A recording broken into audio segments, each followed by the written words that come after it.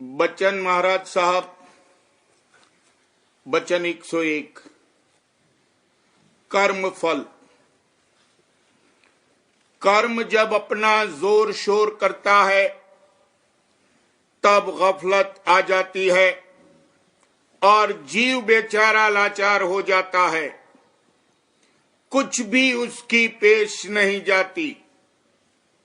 जैसे नशेबाज जब नशा पीते हैं तब गाफिल हो जाते हैं, अपने तन की भी उनको सूध नहीं रहती। वैसे ही जब कर्म फल उदय होता है जीव बेबस हो जाता है। जिस मंडल में कि नक्श पड़े हुए हैं वहां जब ये गुजर करता है तब कर्म फल जाग उठता है और भुगतना पड़ता है। काल, कर्म, मन, माया, इंद्रियां, इन सब से मुकाबला करना पड़ता है। हमेशा डरते रहना चाहिए। न मालूम किस वक्त इनका इजहार हो। मिसालें बहुतेरी यहां सत्संग में मौजूद हैं। जब कर्म फल उदय हुआ और देखा कि यहां रहने के काबिल नहीं है, तब सत्संग से उनकी अलहदगी की गई और जब कर्म चुक जाएंगे तब फिर सत्संग में शरीक हो जाएंगे। मन का स्वभाव है कि अपने में कसर नहीं देखता, औरों में हमेशा कसर देखता है।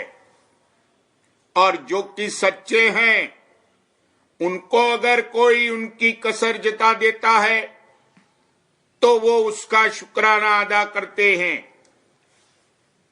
मेरी प्यारी सहेली हो, दया कर कसर जता दोरी।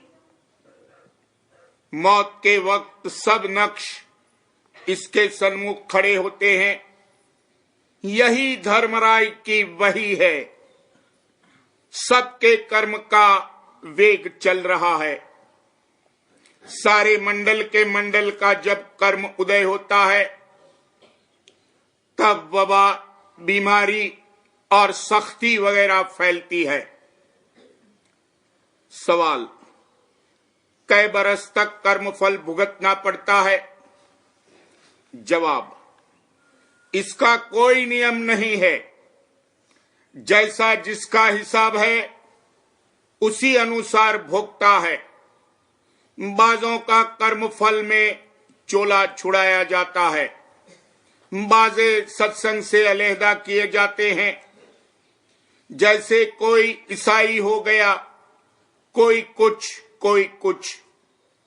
किसी की हालत और ही हो गई। रहनी गहनी, रोजगार, पेशा सब बदल गया। हर चंद सूरत वही है और चोला भी वही है, मगर फिर भी गोया जन्म बदल गया और सब कर्म फल चुक जाता है। तब फिर सत्संग में शरीक कर लिया जाता है।